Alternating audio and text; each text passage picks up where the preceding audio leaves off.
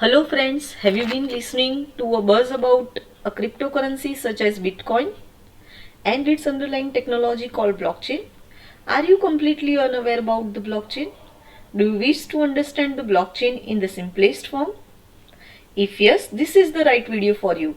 In this video, I will explain the basic terminology behind blockchain in easiest language and with the simple example. I hope this video will help you in understanding the blockchain easily. So let's fasten the seatbelt and get started.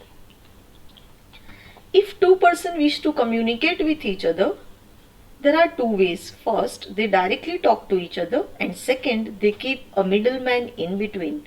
For example, if you want to talk to your friend, then you directly call him or her. But if you wish to transfer a money to your friend's account, then you need a trusted middleman or a third party such as bank. There are pros and cons of using bank as a trusted party. Bank charges its fees and there is some communication delay. So, can we have a mechanism wherein we transfer a money to our friend fast and securely without any interference of any bank? For this example, the solution could be a blockchain. To understand how blockchain works, we need to understand some simple terminology related to networking. Over here, I have shown the three different architecture called centralized, decentralized and distributed. As shown in the first figure, in centralized mechanism, all other nodes or entities are connected to a central entity or server. But the issue over here is, what if the central entity or server gets failed?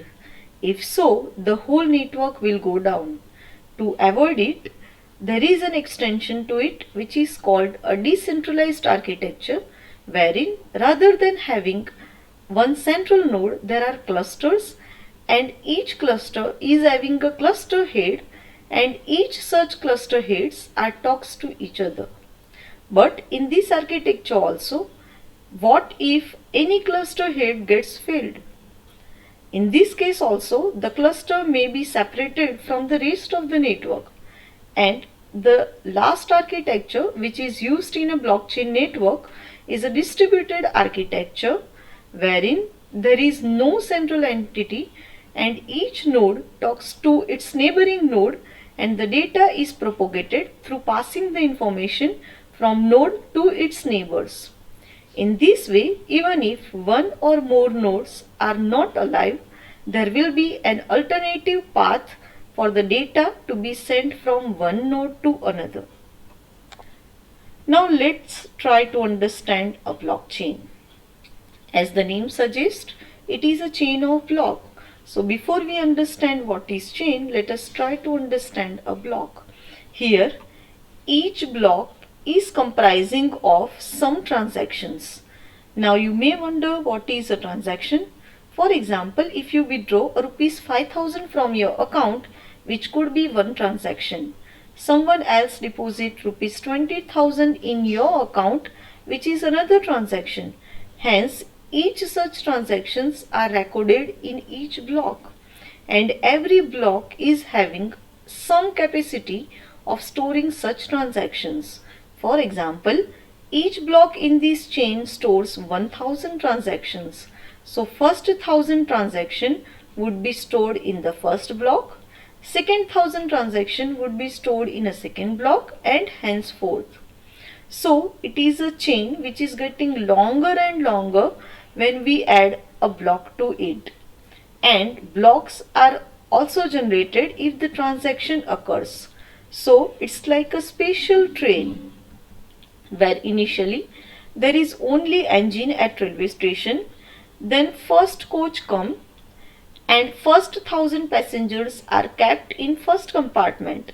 Then second coach comes and all the passengers from 1000 to 2000 are kept in a second coach and likewise coaches are added. As the engine in the train, the first block of the blockchain is a special block which is called the Genesis block and it contains some special information about the chain which would be not discussed here. So let's move to the distributed architecture of a network again. Here we can see the distributed architecture of a blockchain where each node carries the same copy of a block or a data file having the list of transactions. These transactions are stored in a blockchain only if every node verify and decide to store it. Here, every node share the same copy of a data file, so assume if any attacker or intruder wants to alter the data of one file, he has to hack the thousands of computers in a network. So it's highly difficult to hack and hence the network is very secured. Here are few more reasons why blockchain is getting popular.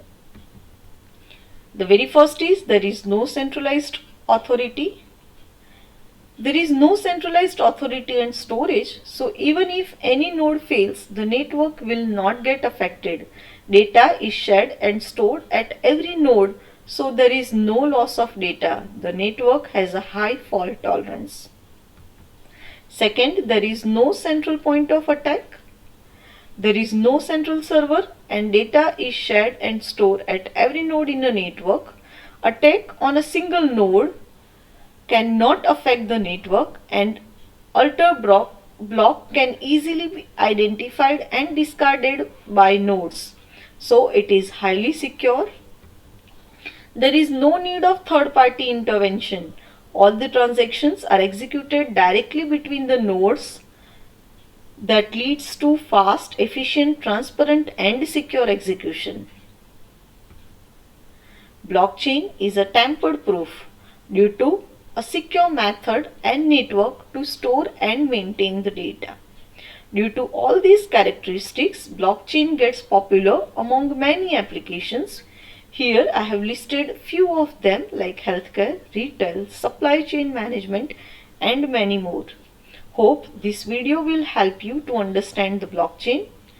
If you like the video, then please like and subscribe and press the bell icon to get the new video update. Thank you.